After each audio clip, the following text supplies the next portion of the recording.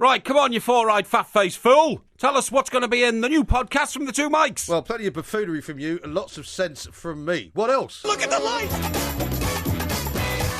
This is TalkSport Extra Time. We are the two mics, and of course, it's that time in the morning when we say a very good morning indeed to Mr. Mike Porky Parry. Yeah, good morning. Great to be here, Mike. I have to say, first hour of the show tonight, scintillating, getting all those fans involved who are coming back from that game. What a cracking game that was. Yeah. And, of course, that game was... The highlight of that game probably, well, certainly for everybody, was Shay Adams. Yeah. 18-year-old. Yeah, is it Shay or Che? Well, guess what I've just discovered? What have you just discovered? Do you know what his full name is? What is it? Shay Zach Everton Fred Adams. Really? That's his full name. So he's an Everton, or his father's an Everton Well, fan. you have to assume he is. He's from Ilkeston in Yorkshire. But wouldn't his dad have given him a first name after an Everton player or something like that? Well, Everton are the club, aren't they? So, you assume that there's something going on there. Fred, that's an odd name to be christened, Fred, because it would be Frederick normally, wouldn't it? It would, yeah. Yeah. Well, I was wondering if he was being named after Che Guevara. Is the only other person I know called Che? He must be. The only other person in the history of the whole world that has been called Che is Che Guevara. Yeah. But 18 years ago, Che Guevara had already been dead 50 years. Right. So I'm not sure... So people still see him as an iconic figure there, don't they? Well, not many people these days call their kid Elvis, do they? And that's about the same length of time, if you see what I mean. Yeah, but it's not really... I think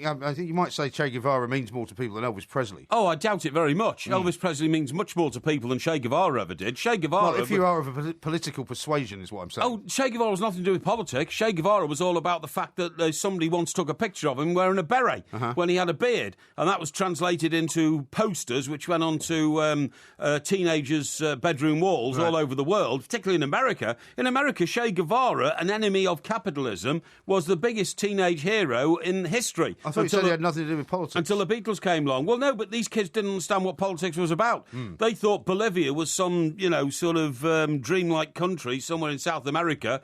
The CIA decided to track Che Guevara down there and blow him away because he was an enemy to the democratic process in the United States. So they thought he had something to do with politics then? Well, of course they did, you fool, but I'm not saying that. Didn't.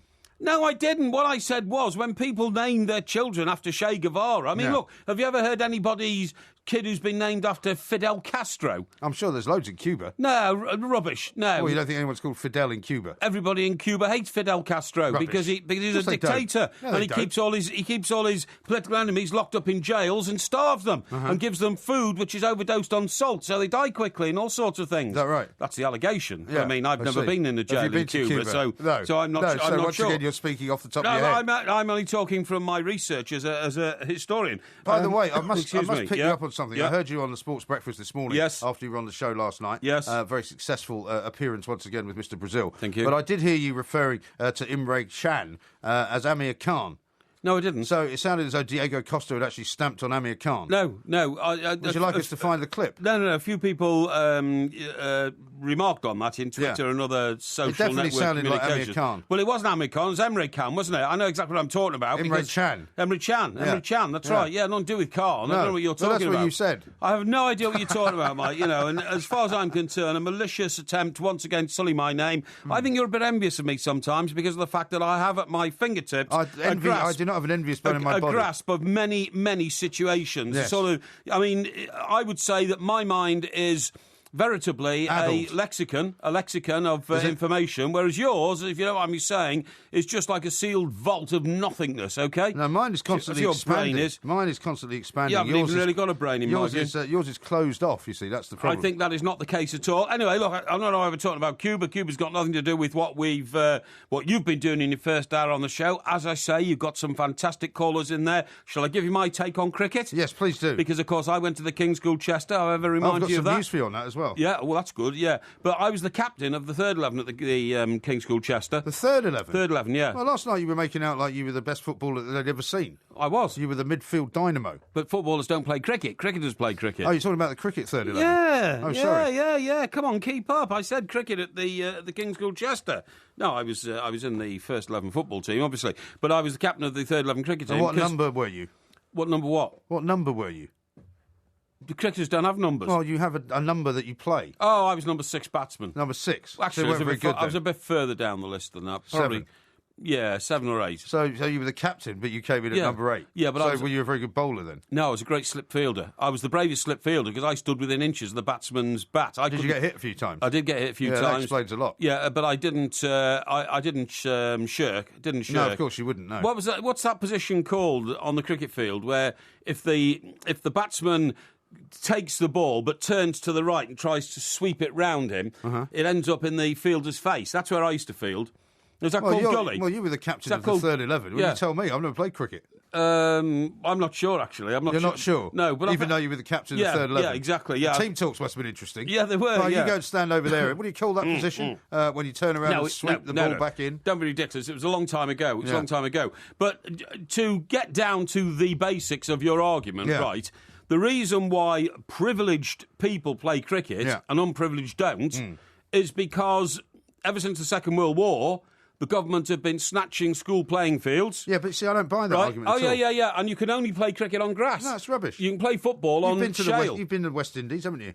I've been to the West Indies, You've been to India? I've been to India. Yeah, you've seen what they do there? Actually, I haven't been to India. I've been to Pakistan. OK, well, in Pakistan, it's the same thing. Yeah. You see kids playing cricket everywhere you go, and there is not a patch of grass to be seen. Yeah, but it's in their culture to play cricket on sort of dusty streets, whereas it's not in this country. Well, why not? Well, in this country, we prefer to play cricket when we wear whites. That's rubbish, though. No, it's not. That's all part of the snobbery of it. No, it's a village green thing. Now, near me, there's a village called Banstead in Surrey, very, very nice village. It's got a fantastic cricket club. It's got a fantastic bar. Yeah. I go there all the time. I'm sure. And, yeah, I do. Not because of the cricket. No, I'm a celebrity at the...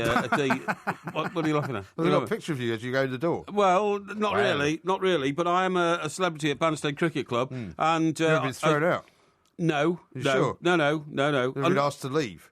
Of course I haven't been asked to leave. What I normally do is I'm full of bonhomie. I'm sure. And, yeah, I am. Yeah, and Pinot. Well, yes, Pinot Noir.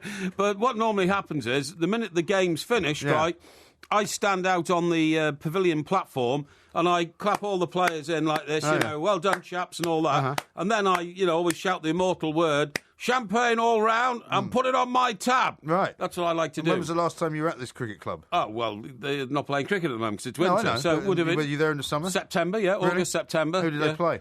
Who do they play? Oh, I don't know, some other village in Surrey, it doesn't matter, I mean, it's not important. You don't care really about anything apart from just drinking. As long as you can go somewhere and have a drink, that's actually your main concern in life. Well, I do think that the cricket pavilion is a very social sort of place, you know what I mean? I mean, people drift in and out and go and bat and all that, and then they come back and get back on the grog. Yeah. And that's largely what cricket's all about, in my view. It's not, football, you can't sort of drift onto the field. Can you play for 10 minutes and then come off again? But you can in cricket. Yeah. I've drunk with a lot of batsmen for an hour or two before they've actually gone out and taken the wicket, for their innings. And then 5 minutes later, I'm drinking with them again. Because they're too drunk to play. Well, they certainly, I reckon their judgment... You're sort of querying the pitch for them, effectively. Well, I reckon their judgment and their view has been a little bit impaired by Maybe what you should do is drink with the opposition players that come. I do that as well. Okay. I do that as well. So that your team can win. Well, it depends who's batting, doesn't it? Because you've got to remember, Mike, in a cricket team, with the team that's batting, only 2 men can be at the wicket at any one time. That's right. Right? So it means the other 9 are in the pavilion. Yes. So I'm usually full of bonhomie and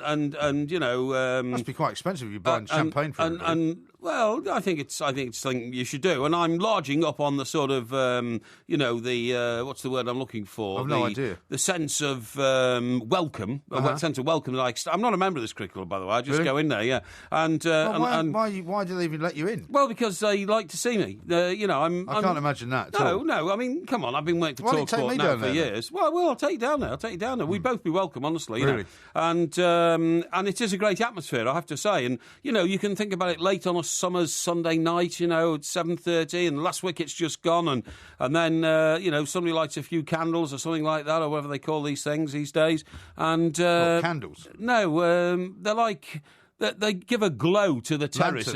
Lanterns. Lanterns they are, yeah. Have you ever met a prospective next Mrs. Parry there? Oh, I tell you what. That's the other reason you would go there. It attracts a very good number of smart, intelligent, good-looking ladies, no doubt about it. You know, they're attracted to cricketers. Yeah. And as I'm with the cricketers, then obviously I'm part of the attractive process. What are you laughing at? You see, because I knew you would be. These things. I knew you'd go on about cricket because you are a snob. You've now been exposed as a snob. No, not over at the all. past few days on not this at show. all. You should have seen my first pair of cricket boots. I mean, to say they were like builders' boots with metal toe caps is no exaggeration. Were they white? Yeah. I used to get this white squeezy thing. thing. The time, by the way. Don't worry about or the time. Or some people have suggested, have you seen the thime? The time, that's right, absolutely, yeah. You stitched me up there. You get this white squeezy thing. No, the time is getting on, honestly. I'm telling you about cleaning my cricket boots. I used to do it every night, after I played cricket. Take a chill my pill. mum used to boil my cricket kit in a big tub, literally on top of the stove, and my PE teacher at the King's School Chester, where I was the captain of the third 11, used to say, Parry, we've never seen such white cricket whites. Really? Yeah, honestly. Yeah, they were whitest ever. I'm looking forward to some more Used to revelations. dazzle. More revelations from Porky's past. This is Talk Sport. We are the two mics. Loads more coming up.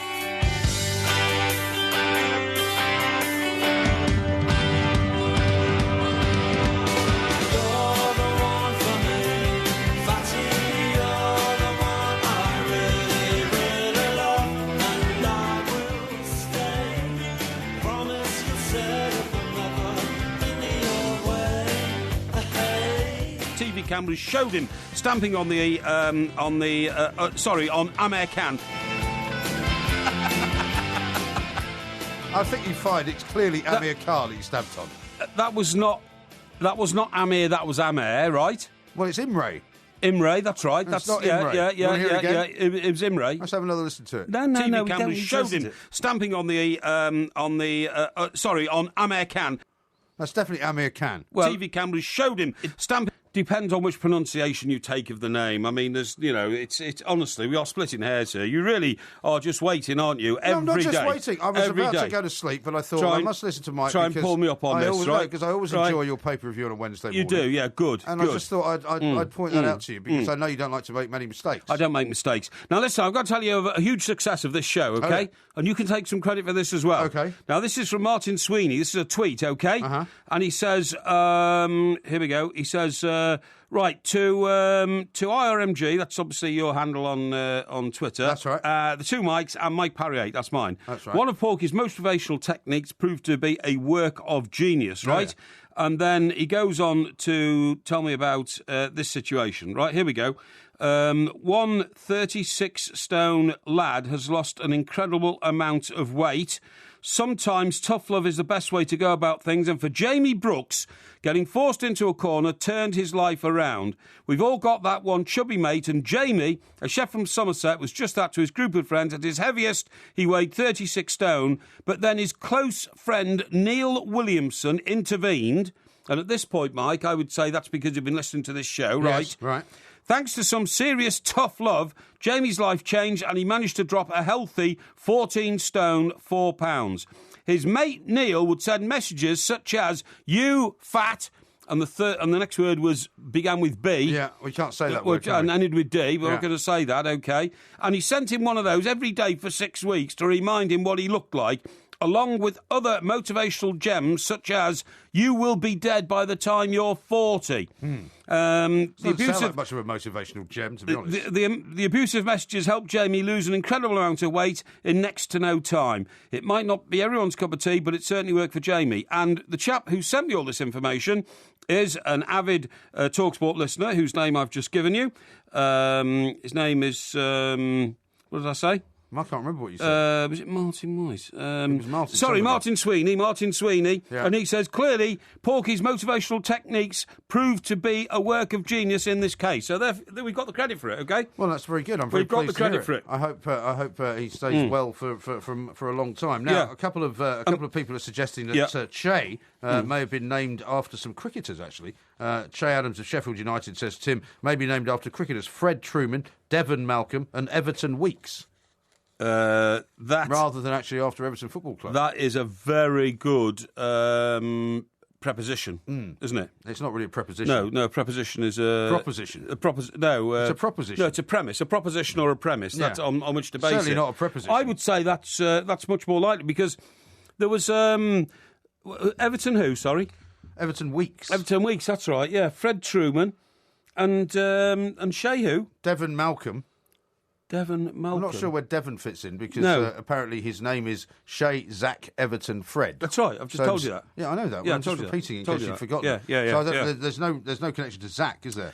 Well, don't know. Maybe it's his dad's name or something like that. But anyway, I mean, in terms of a cricket connection, still nice to have a footballer whose name is Everton. When I saw that, I thought, oh wow, he'll probably want to go off and play for Everton, and he is an outstanding talent, as Nigel Clough, the manager, was saying after the game tonight. Hope he's around for 3 or 4 years, but if he reproduces that sort of form, he won't be around at Sheffield United for 3 or 4 years. Just before we get off weight, by the way, Mike, I came across another report this week. Dedicated slimmers end up shedding friends as well as pounds as they get closer to their weight loss goals, according to researchers. Do you know why? Why? Well, for instance, if you went on a crash diet, right, and maybe you lost 2 or 3 stone or 4 stone or something like that, you would then start to feel superior to the people you'd left behind in your own weight group. It happens when people go to these Weight Watchers clubs and all that. And the people who are doing the best start to be contemptuous and look down on those who haven't lost the weight. Yeah, but you're not friends with the people in the weight loss class, are you? Well, yeah, because a lot of people go with their friend to start off with to sort of, motivate each other. Oh, so if the other person doesn't lose weight at the same exactly, sort of level. you start to despise that person as a fat, unachieving individual. Well, maybe you start to despise them because they start telling you that you're fat all the time as well. Yeah, maybe. But anyway, look, that's the thing, Mike. You and I are round about the same sort of weight per height ratio, so to speak. Although I would contend you're much heavier than me. No, I believe you are. I'm not sure I am. I believe that's true. And so if one of us started losing weight, who knows what could happen to the two Mikes partnership? So you better not stop shoving those kebabs down your throat. I'm not planning to lose any weight anytime soon. Oh, you're not? Okay, that's good. Right, okay. Let me read you a couple more of these tweets out about cricket. Gary, the Burnley fan, says on the text 81089, rubbish. When I was a kid, we used the lamppost as stumps and played in the street. And Nick from Mansfield says, Mike, I come from a former coal mining community in Nottinghamshire, and every colliery had a cricket team, and there was definitely no snobbery involved in the game, just enjoyment and rivalry. Yeah, but it's not nationwide, you see. That's the problem with cricket. Now, for instance, I come from Chester, and I used to go to a place called Borton Hall Cricket Club in Chester. And you've got quite an affiliation with cricket over the years, haven't you? Oh, yes, absolutely, yeah. And that was all very well, except the thing was, there was never any soaring ambition to play for the county because Cheshire hasn't got a team. Right. Well, it's got a minor counties team. I think it's got a minor counties team. Well, you should know. Yeah, it does, yeah. Former captain, I'm pretty sure, of the third 11 at King's School, Chester. Exactly, yeah. But what I'm saying, it's not a Lancashire or a Yorkshire or anything like that. And like Northumberland hasn't got a county team, has it? Hasn't it? Even though Durham now has got an international cricket ground. Well, it has, yeah. Yeah. Because they played there in the Ashes, didn't they? Yeah, of course they do, yeah. I know, but Durham's not in Northumberland. Durham is in Wearside. Is it? Durham is in Tyne and Wear. Yeah. Tyne and Wear, okay? And they haven't got a county team either. Cumbria hasn't got a county team. See what I mean? It's not very flat there, is it? Eh? It's not very flat there. No, but Cornwall hasn't got a county team, neither does Devon. No. So what I'm saying is cricket is not a nationally pursued game, as football is. And anyway, the thing is, certainly where I came from... Well, Cornwall hasn't got a professional football team, has it? No, it hasn't got one. It hasn't got one. You can make the same argument about that. Well, it has got professional football teams. It hasn't got a league team. Yeah. Cornwall's the only county in this country that doesn't have a football league team. Okay. Nearest thing they've got, I suppose, would be Truro or something like that. You know? Well, yeah, but last time I was down in that neck of the woods, I was down in Dorset, and I was in Dorchester, where they've got Dorchester Town. Yeah. And I happened to park my car around the back of the football stadium. Yeah. And as I was kicking a ball around with my son in the car park, somebody else was doing the shopping, a ball came flying out of the stadium. Wow. Because the team were in there training. Yeah. And so I kicked it back in. Good man, well done. What do you think of that? I think that's excellent. Well it's done. It's quite a big stadium as well. I was going to say, it all the way over the roof. Amazing you got it over the wall. Now, what I was going to say is, so in the summer, right, where I grew up, the local playing fields, we had an extensive playing field in Hoole in Chester. It was on Hoole Road. And there was about 8 football... No, was it 8? 1, 2, 3, 4... No, maybe 5 or 6 football pitches in the winter. Or with goalposts at both ends of the pitch, Were right? these public or were they belonging to the school? They're public, but you rented them on a Sunday morning. I used to play for Browns of Chester on a Sunday morning, right? Who? Browns of Chester. What's that? A shop. You played for a shop? Yeah, I played for a shop. It was a big store. It's a bit like Lewis's or Selfridge's or something like that. Other teams from the area, like, the local bakery team and all that kind of stuff, you know what I mean? And sounds rather quaint. Well, we were terrific because we put the team together and we started in the very bottom league and we got 7 consecutive. Of course, every story you tell ends up about how great you were. No, we had 7 consecutive promotions, Mike. Did you? 7 consecutive seasons of promotion. We just beat everybody all the time. Now, so where did you start off then? In the very bottom league. Of the Bakery League? No, of the Chester and District League or something like that. Mate. Had about 12 leagues or something like that. And we started off right at the bottom. Pictures of you playing football? Well, yeah, I've got one for you. I've got one. Well, you've actually brought a picture in? I brought a picture in. Really? Here, I'm going to show it to you, actually, because you kept doubting. Now, here we go. I'll show you this. Right, now... No, I don't doubt that you played football. I just doubt this. Would you like to guess which team that is? It looks like the Bay City Rollers team from about 1973. Why do you say that? Well, because everybody looks like somebody from the Bay City Rollers. We've got long hair. Yeah. Well, I'll tell you what it is. You're nearly right. This is the King's School Chester Old Boys team. Old Boys? 3 years after I left school. Oh, yeah. And you go back and we played the first 11, massacred them, obviously, because by that time we were men and they were still boys, so to speak. Oh, yeah. You know what I mean? So it wasn't difficult. But all these men in this picture are all very high achievers. Are they? You know, from the King's School Chester. The boy on my left, his name, I've forgotten his name. Escapes you. Name escapes me, but he was captain of Cambridge University football team. Was he? Yes, that's right, yeah. I'll have to take pictures and put it out on Twitter. Please do. Now, what I was going to say... Goalie looks a bit undernourished. The goalie was called John Stout. How bizarre. As in, not stout. I can remember the names of a few of them. The guy on the back there, and I'll point out there, right, see that one there? Yeah.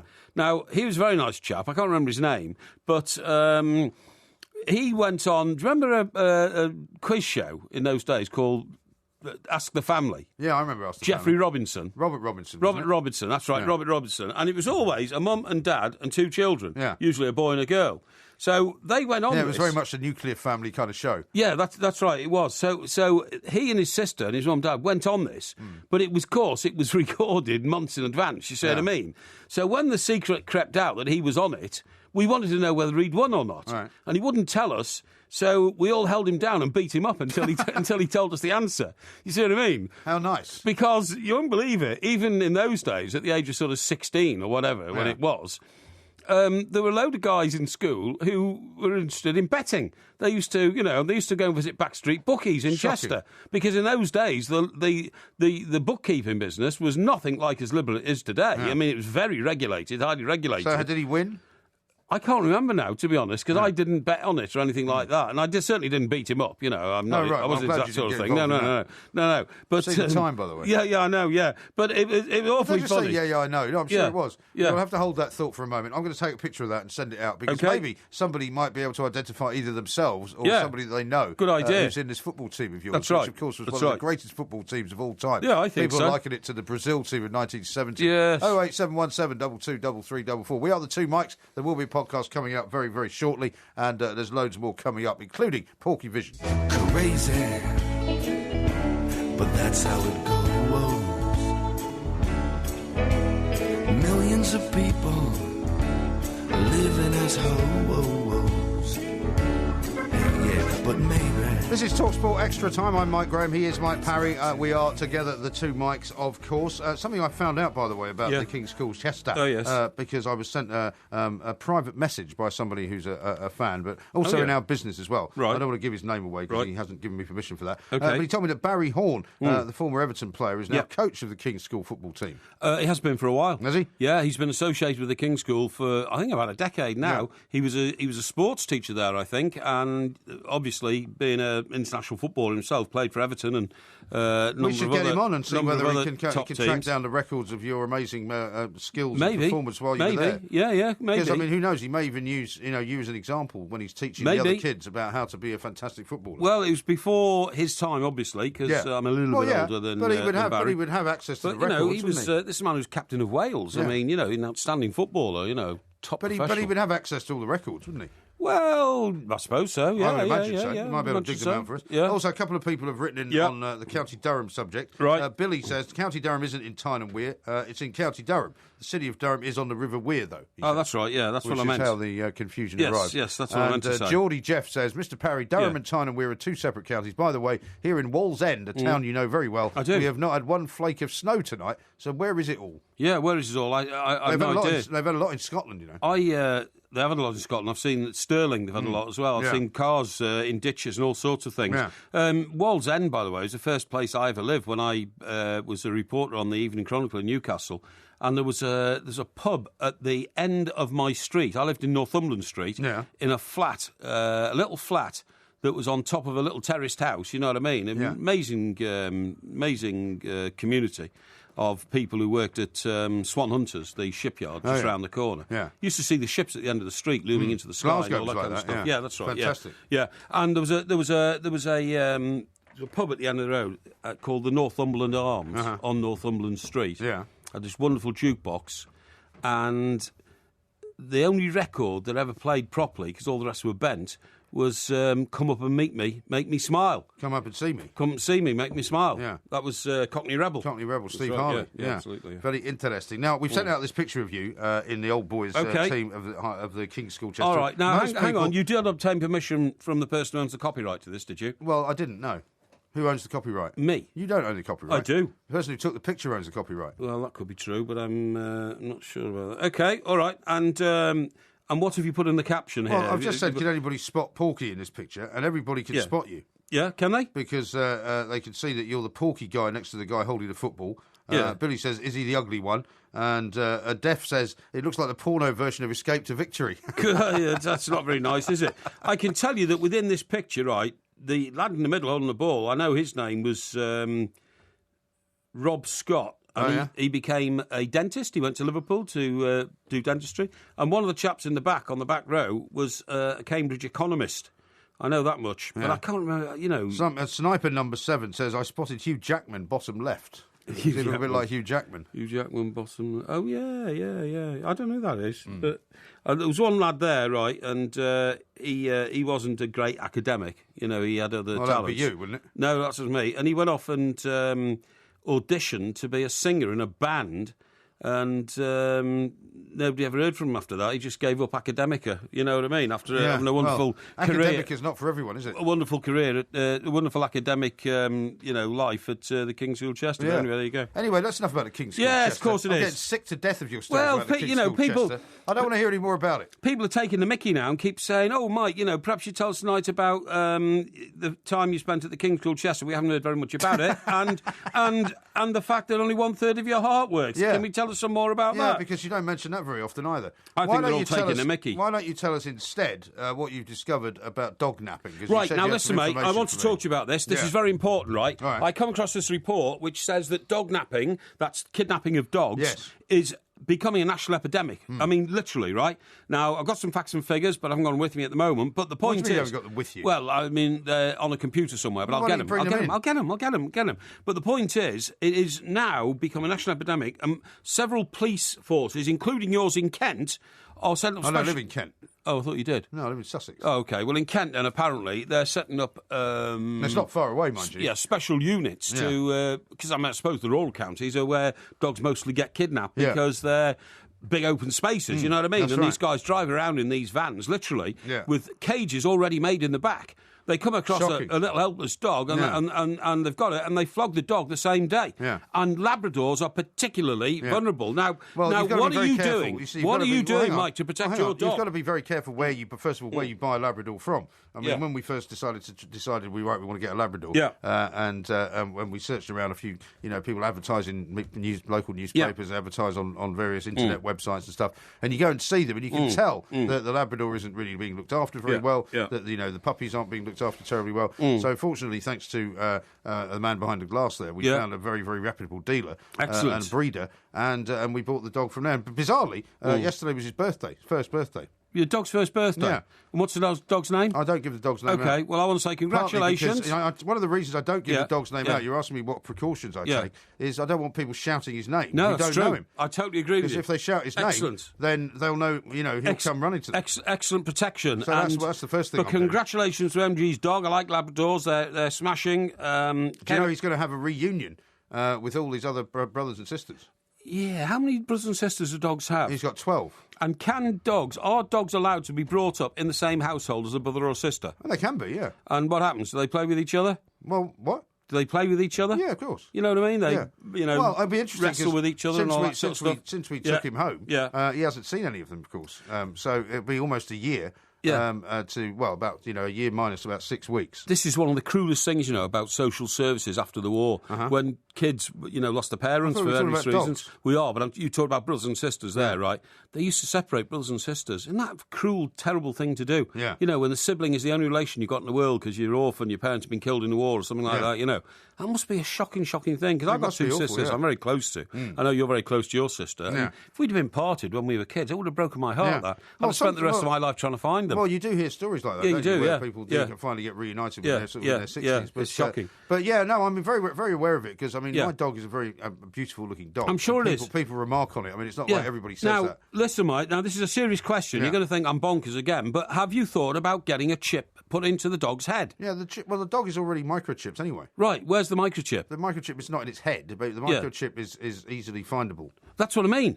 But it shouldn't be. It shouldn't be. That's why you should put it in the dog's head. What do you mean? If you put a microchip in the dog's head that a thief won't be able to detect, then you'll get your dog back because you can get it satellite tracked. Yeah, right. Well, all I'm saying is I don't know where it is personally, but somebody will know where it is. Yeah, but the thief will find it and take it out. That's what I'm saying. No. If it's removable, yes, they will. Well, it's not removable. Like, it doesn't just pop out like a mobile phone SIM card. So where do you think it is? In its ear or something? It's under the skin. It's somewhere around the back of its neck or in its ear or something. They'll find it. It should put it in the skull. It should be. You should drill into the dog's skull. What? I'm serious. Have you gone mad? You can drill into a skull without going into the brain. What are you, the Jeffrey Dahmer of dogs or something? No. I'm telling you. To do. I'm telling you. And then you put the chip in, and then you put a bit of sort of bone back on top of it. So you do. So it can't be. Put a bit of bone on the top of it. Yeah. So it can't be seen. No, it can't be seen. No, you've now gone completely bonkers. Okay, you don't care enough for your dog. Maria Sharapova's playing again, by the way. Is she? Right, that's on great. One of the internal monitors. Oh, is that the semi-final? Yeah. Well, it might be. Yeah. Yes, it is. I think it is. Yes.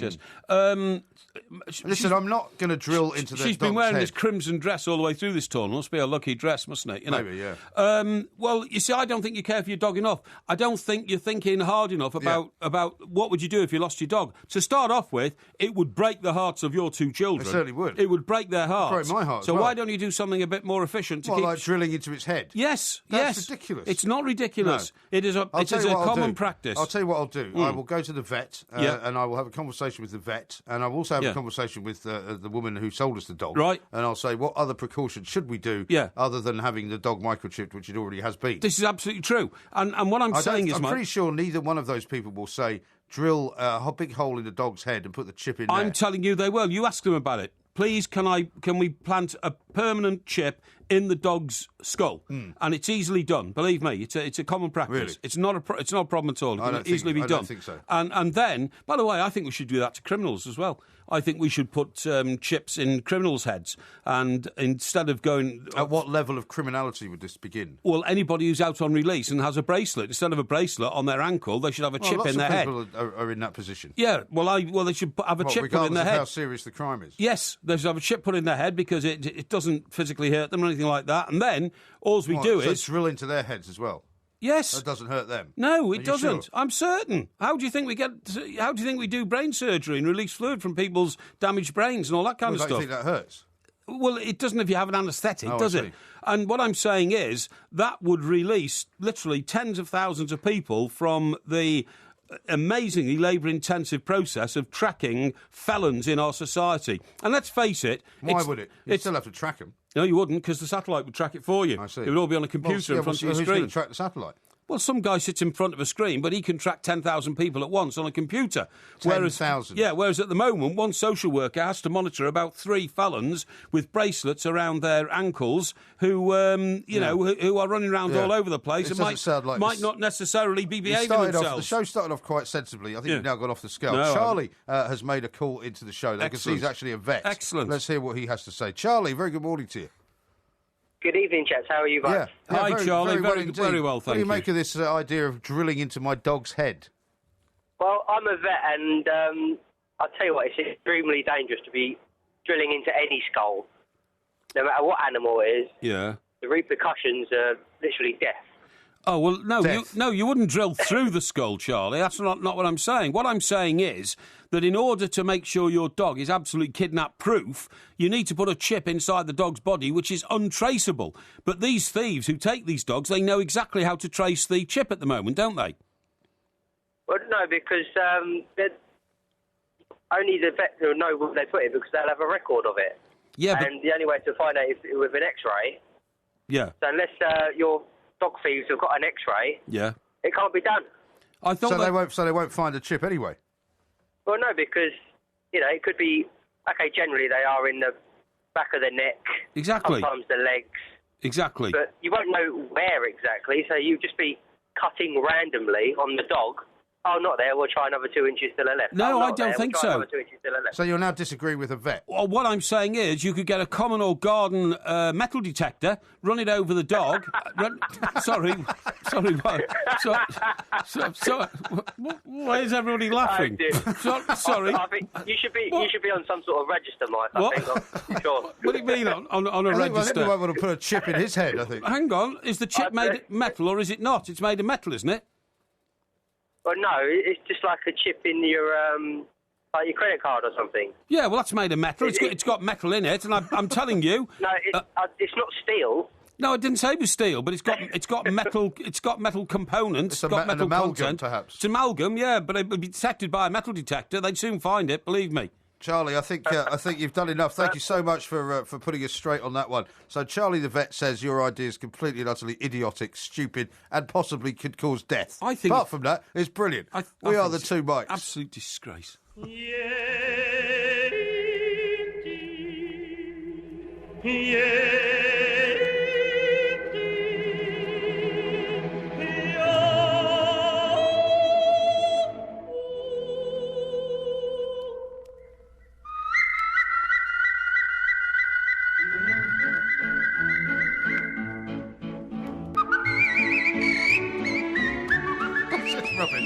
No, this is not rubbish. This is not rubbish. I mean, look, we talk about the demise of showbiz people all the time, don't we? We do. You know, we talked about Demis Roussos this week. Sadly died, and we paid tribute to them. I paid tribute to him. Right. Now, one guy who died this week is Ronnie Rinaldi. Ronnie Rinaldi. Ronnie Rinaldi is the man you can hear now. Oh, really? He was the world's most famous whistler. He's the world's most famous whistler. Listen.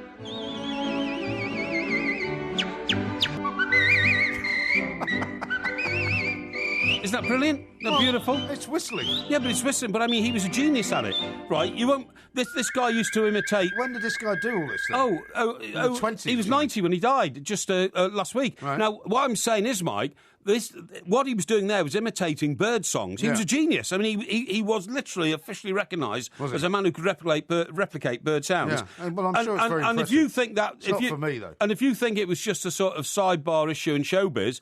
This guy once filled Radio City Music Hall, which you and I know very well, in New York City, probably in the 50s or the 60s. Well, there wasn't much going on there, Hang on. He wasn't exactly up against the Rolling Stones. Hang on, with 6,000 people. Yeah, well, there was nothing else to watch. And as the 6,000 people stood there mesmerised, to watch. Old Ronnie gave it the old...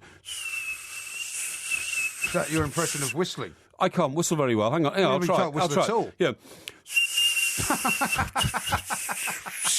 Why can you not whistle? I've something wrong with my teeth. It's not just with your teeth. You whistle with your lips. All right. Put your lips together and blow. You remember that famous Hang line? on. That's horrendous. Why can you not whistle? I don't know. I've never been able to whistle. Hang on, let me have another go. How's that? How's that? Rubbish. Absolutely awful. Well, can you whistle? Yeah. How do you do that? I've never been able to Not very whistle. difficult. What's this one when people put their fingers in the mouth and whistle? How does that work? My ex-wife used to be able to do that. Yeah. Whistling for a taxi in New York City. I don't know. But anyway, look. Why can't you whistle? I don't know why I can't whistle. It's a severe deficiency in your character that you can't whistle. Everybody can whistle. No, they can't. I know lots of people who can't whistle. Really? If you can't whistle, it's a sign of strength of character. Are you in a people that can't whistle society or something? Of which you are the captain. All right, that's enough attempting to whistle. Well, let's hear a bit more of Ronnie Ronaldo, because he could whistle and he was brilliant. And I won't have you mocking this boy, because he was outstanding. 91 years of age, sold millions of records. Millions of records. I don't believe that. He did. No, I don't he believe did. That. Show me the proof that you sold millions of records. You and I are going to the Birmingham Rep very soon, right? We've got a full house theatre. Thank you very much. He was a great yodeler as well. He was the world's greatest yodeler. no, he was. He was the world's greatest yodeler. Could he yodel and whistle at the same time? He could, yeah. He could. Seriously. He was astonishing. And what I'm saying is, why would all these people queue up to see old Ronnie unless he was a supreme talent? Because there was nothing else to do. He was a supreme talent. No. Because there was nothing else to do. No, I don't agree with you at all. That's too simplistic. That's enough of that Far whistling. too simplistic. That's appalling. No, it's not. You it's proved great. to me this guy sold millions and millions of records. Yeah. Unbelievable. His biggest hit was If I Was a Blackbird. Oh, yeah. And when he sang that, what he was doing was he was replicating and imitating the sound of the blackbird.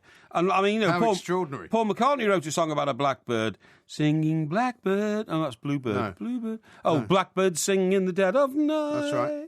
Take these broken wings and learn to fly. Right.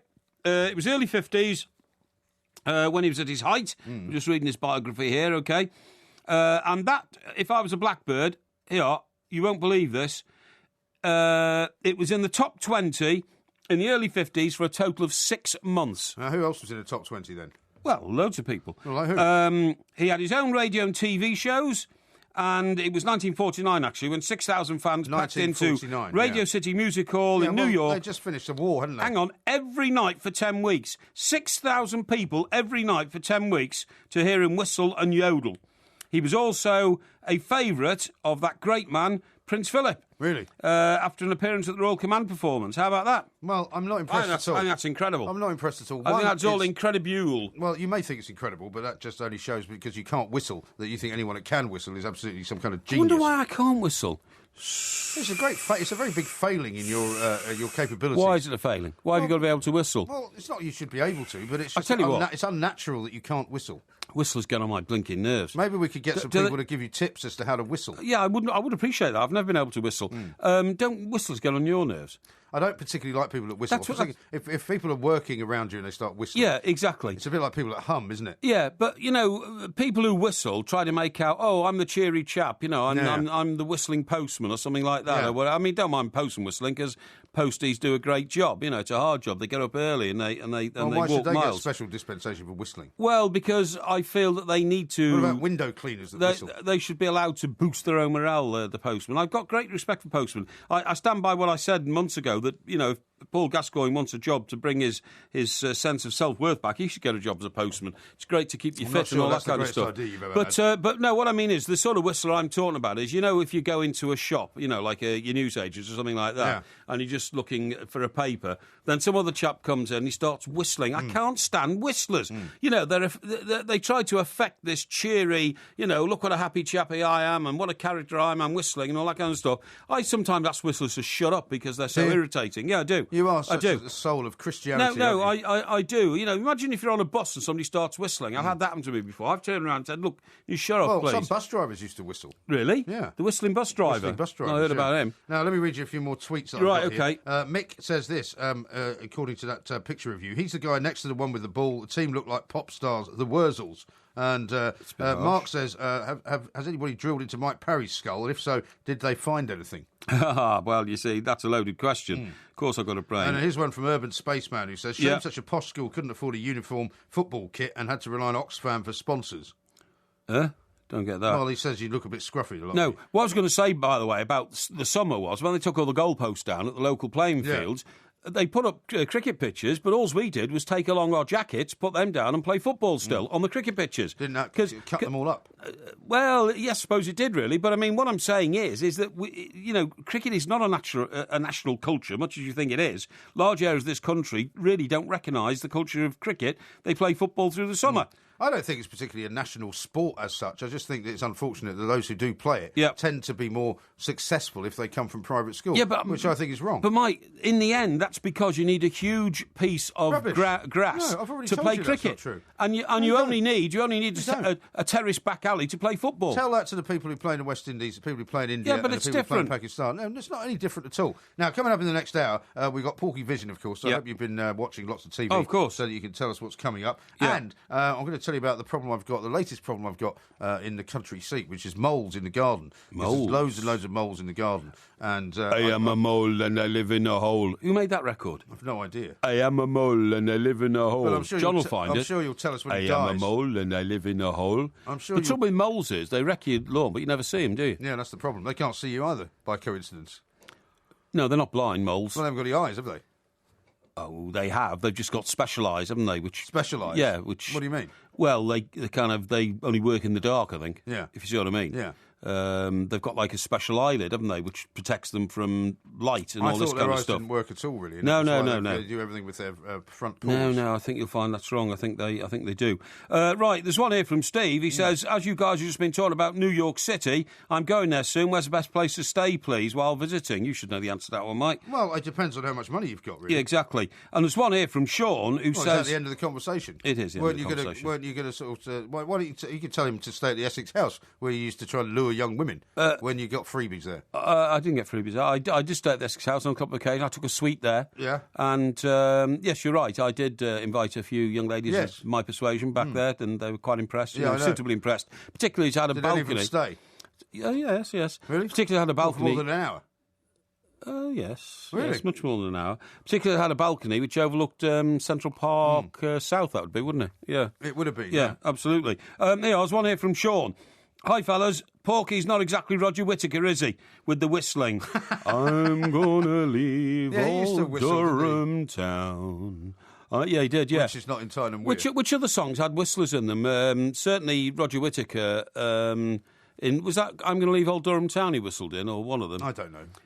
Why do you keep talking about this stuff that is so ancient that nobody's ever heard of it? Well, it's not ancient, is it? People like nostalgia, that's all. Well, up to a point. Yeah. No, I'm trying to think of a whistling record. What about Whistle While You Work? I know. No, Whistle While You Work. I know a great one.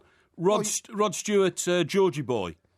Do you remember? Yeah. Georgie Boy was a gay, I guess. Yeah. Nothing more and nothing less. A product of these gay days, it seems. Was gay, I guess, not a gay. Yeah, that's right, yeah. But then there's whistling in that, isn't there? Yeah. Isn't there? Yeah. There is, yeah. I wonder who the whistler was in that. It's called The Killing of Georgie, actually. The Killing of Georgie, was it? Yeah, dear me, yeah. Well, anyway, the fact that you can't whistle has come as no great surprise to me. Right. Here's one from John who says, you could implant a chip in Mike Parry's brain, but it'd be easier just to smash his head in with a cricket bat. Why would anybody want to smash my head in with a cricket bat? I don't know. That's a bit unfair. That's a bit unfair. Yeah, well, that's a bit nasty. That is. That's going beyond the pale. Well, you know how most of your anecdotes always end in violence. There's one for you. We are the Two Mics. There will be a podcast coming out a little bit later on, of course. And all you need to do is follow at the Two Mics or check iTunes, and you will find it. Now, I don't want to cast aspersions at all on anyone who listens to this show who gives us false information. But have a listen to this from Paul in Maidstone. Yeah. He says, tell that bloated balloon there is a league football team in Cornwall, Plymouth, you numpty. Plymouth's in Devon. Plymouth is actually in Devon. Of course it is. So I just wanted to put him straight on that. So listen, when you like to send us messages insulting us, at least get your facts right, OK? Yeah, don't mind being insulted. A few tweets here, Mike, on the picture of the King's School Chester Old Boys, right? Yeah. One of them is calling me Dave Lee Travis lookalike. God knows why. One here says... we should be able to recognise Porky by the fact that he should be wearing a peaked cap if he was the midfield general. Oh, yeah. Right? What, as in Peaky Blinders? A peaked cap, because, like a military general would have a peaked cap on, wouldn't you? See what I mean? Really, really silly. But thank you for the contribution anyway. Right. You've already read out the porno version of Escape to Victory, right? And then a few very complimentary ones saying it's obvious who Mike Parry's in that one. The air of leadership exudes from his every pore. It is. I don't know what year that was taken, but it looks very 70s. Was it 70s? It would be. Yeah, it would be. Yeah. Very 70s haircuts. Anyway, listen, let me tell you about the mole problem. Yes, please. And see whether you've got any bright ideas about what to do about Kaiser moles. Bill's Batman, by the way. Pardon? Kaiser Bill's Batman. Somebody just reminded me. Kaiser Bill's Batman. The greatest whistling song ever, apparently. They've got to go to the charts. Yeah. Oh, right, okay. I'm the son of Hilary Hocker's Tramp or something. Was it? I'm the son of Hilary Hocker's Tramp. Yeah, wasn't that? I've no idea. Yeah. Some of this stuff is like from the silent movie days. Why do you expect me to know any of it? I'm the son of Hockery Hiller's Tramp or something like that. Anyway, sorry, go on about your moles. Come on, let's hear about them. Yeah, well, so... What are you doing to get rid of them? Well, I didn't realise quite how bad it had got because, in the winter you don't spend quite so much time in the garden. Yes, and we've got a guy that cuts the lawn in the summer, and it hasn't been as bad in the summer. But we went out the other weekend. Last weekend, in fact, to burn some of the stuff that's been sitting in the shed since setting Christmas. fire to another load of stuff in the country to annoy your neighbours. Well, not to annoy the neighbours. No, it's a very efficient set fire way. to wet wood. You create like fog and mist. This wasn't wet wood. There's a lot of boxes and things that you set fire to because they've been sitting there since Christmas. Because the only thing to do is you can either recycle them in loads and loads and loads of bags, right? You seem to have an attraction to flames and burning. I do like fire. Yeah, whether I do. Do you really? I love fire. Yeah. Why do you love fire? I find it very primordial.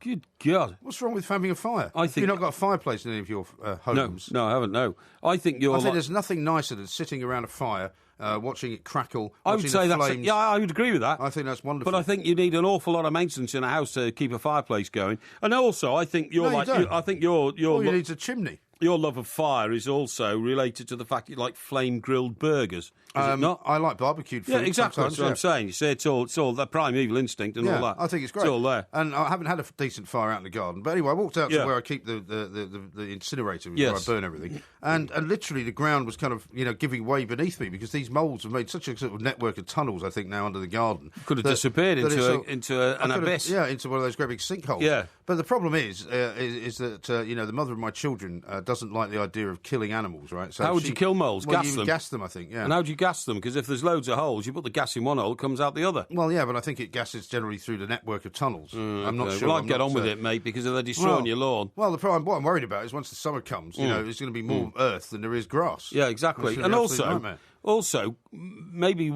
your little boys might get attacked by these moles. Well, I don't think they attack people. No, I'm talking about them playing on the lawn and maybe falling over, lying down, something like that. I don't know. I mean, what do moles do when they're not digging holes? I think that's all they do. Is that all they do? Well, I presume they dig holes to protect. They put their young in there or something. They breed. They forage for food, all that kind of thing. The funny thing is, you never actually see them. And when talking about the dog will go out sometimes at night and bark. Yes. At something that I can't see. Yes. And I wonder if he's barking at the moles. Well, dogs have incredible powers to detect scents. Yeah. So they must know where the moles are. They he must can smell them, and he can probably have great eyesight as well. Yeah, I mean that's why dogs always get stuck down rabbit holes. Yeah, they literally chase into rabbit holes, chase rabbits down there, foxes or something like that, and then get stuck for 6 weeks. Right, but somehow miraculously survive until they're rescued. So if anybody's got any ideas about how to get rid of moles without actually killing them, I think I'd be delighted to hear it. I know Andy Townsend, my great pal. I'm sure he won't mind me telling this story. He sits in his garden sometimes and blows away. Well, it's tough luck if he does because you're going to tell it anyway. Yeah, exactly. Yeah, and blows away wild rabbits. Right? Does he?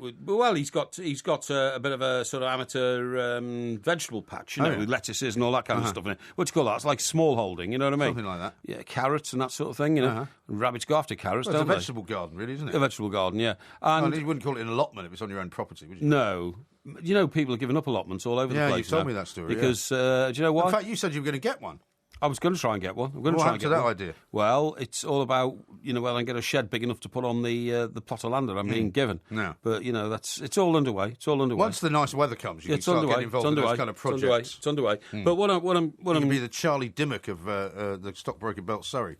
She was a woman. Yeah, I know. Yeah, well, I'm not into that, am I? You know what I mean? I sat at the same table as her once at Pride of Britain. Oh, did you? Yeah. Oh, really? Yeah, very nice woman. Is she a very attractive woman? She's very freckly, I found. Freckly, okay, yeah. Well, nothing wrong with that. I had freckles all my life. Actually, I used to get mocked at school for my freckles. Did you? Yeah. Why haven't you got them now, then? Well, I don't know, but they were all up my arm. Well, I have got them, look. Look at my arm. You haven't got them on your face, though. You haven't got one of those freckly faces. Wouldn't you say I've got freckles on my arm? Yeah, you have, yeah. Yeah, exactly. So you've got loads of freckles. That makes me different, unique, special, in my view. You are special. Yeah, a lot of people say that. Exactly.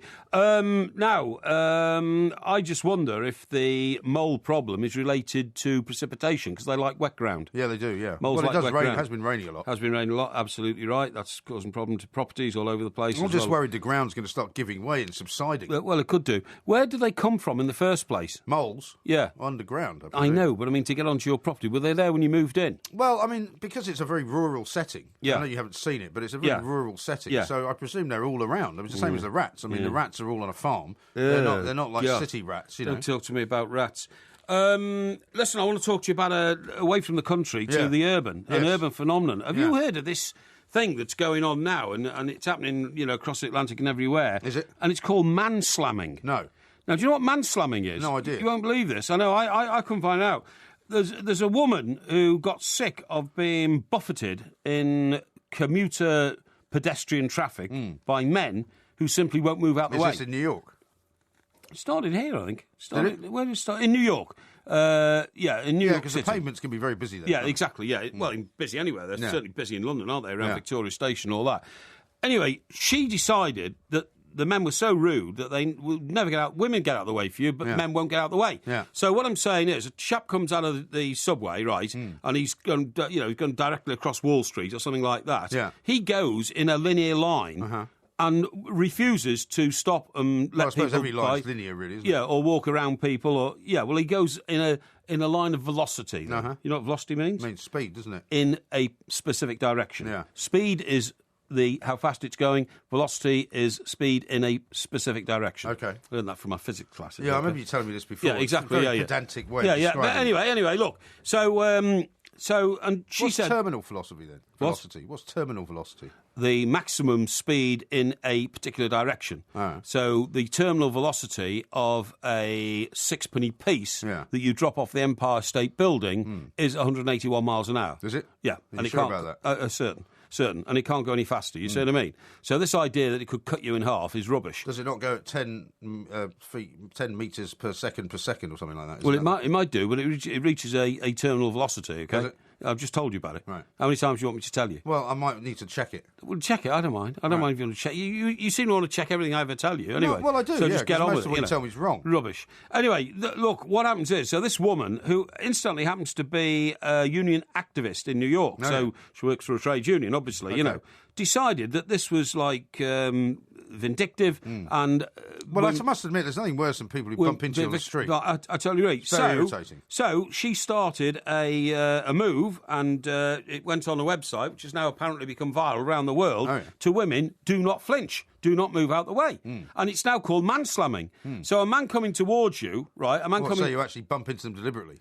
No, you just don't move. Right. You just don't move. And the man always expects you to move, apparently. So, because he's big and bluff and he looks important and he's moving with speed and purpose, people are supposed to get out of his way. She says, no, you stand your ground, and it's now called man-slamming. Let me read this to you. It's the curse of busy cities, now the latest battleground between the sexes. Who has right of way on a pavement? Beth Breslaw, 25, trade union activist in New York, tired of the habit of city residents who walk in a straight line without getting out of the way for other pedestrians. Convinced it was men who were guilty, she put a theory to the test by refusing to alter her route for anyone. She spent most of the next 2 months colliding with dozens of men and hardly any women. Isn't this likely to cause a breach of the peace? Well, she says that it's all about, just having manners and just being polite. Yeah, but it's not really, is it? Because it's being the exact opposite, in a way. I mean, I understand where she's coming from, but I don't think that by actually making the matter worse, two wrongs don't make it right, as it were. Well, she says if they, that's the men, don't make any indication that they're cognizant of the fact that our bodies are impacting each other, if they don't sway a little bit to the side or move their shoulder a little bit back, then it's counted as an instance of man-slamming. Yeah. And we are now into man-slamming to teach men to be more considerate on pavements. Now, have you been man-slammed? No, I haven't, no. But I'm very considerate when I walk on the pavement. Yeah, so am I as well. I am. I'm constantly tiptoeing and dodging around people, you know what I mean? I'm also very considerate around women when I'm out walking. I mean, it used to be if I was out walking late at night, for example, and there was a woman ahead of me on the pavement, I would cross over the road so that she didn't feel in some way intimidated or worried. You rushing up behind her? That I was walking behind her, Well, I was always taught by my parents that when you... Right, if I was walking in one direction and a woman was walking the other direction on a pavement, the man always walked on the outside. Yeah, my father used to do that as well. That's for two reasons. Yeah. Firstly, so that the woman didn't get splashed if there was rain and water and puddles. But secondly, in the event of the car being driven by some crank or somebody who's just about to have a heart attack, the car veers off the road onto the pavement. So you sacrifice yourself. You do. You give your life you give your life for a complete stranger. For a complete stranger, but to protect womanhood, if you see what I mean. I've never met anybody more noble than you. No, it's a caveman primeval instinct. You know, I mean, for instance, if we were in some terrible conflict or war or something like that. Yeah, I know. Well, don't just keep saying I know. If I was in a room, right, and we were hostages or something like that, okay? And You'd give me up if we were hostages. well, I don't know what I'd do to you, but what I'm saying is this. If we're in a room with we were held hostage in a bank, right, because take the plot of... No, you have to wait and tell me the story in a minute. No, what's the plot of... Which film is it? There's a bank hostage situation. You mean... it's... Dirty Dogs? No, it's not Dog Day Afternoon. Dog Day Afternoon. Yeah, not Dirty Dogs. Tell me about it in a minute. Okay. Tell me about it in a minute. Okay, I'll tell you about it in a minute. Really Tell you late. about it in a minute. The time is marching upon us, and Porky Vision's going to come up very soon as well. Okay. This is Talk Sport. Okay. Ba ba ba ba ba ba ba ba ba ba ba ba ba ba. I'm not a bat or a rat or a cat. I'm not a gnu or a kangaroo. I'm not a goose or a moose on the loose. I am a mole and I live in a hole. I'm not a See, I don't even know how you would know this song. How would you even know this song? I don't know this song. You just said there was a song called "Mole in the Hole," which John has now found. Yeah, but I was waiting for the chorus, which is "I am a mole and I live in a hole." That. Oh, what have you completely zoned out? Listen. See? You just said it. Yeah, well, okay. Well, this must be subliminal. It must have been when I was about 6 months old. I must have been crawling around at home. You know, my father had the radio on, my mother had the radio on, and I heard... Maybe he was 16 and crawling around from the house. I very much doubt it.